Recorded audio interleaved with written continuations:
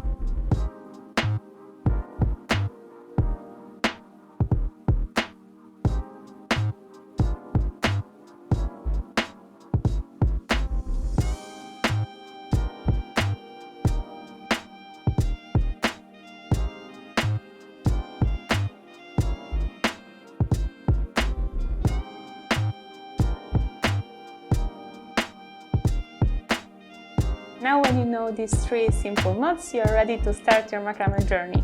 If you are looking for more inspiration, subscribe and visit our Instagram. Please remember to use #Bobbiny. We love to see your work. Bye!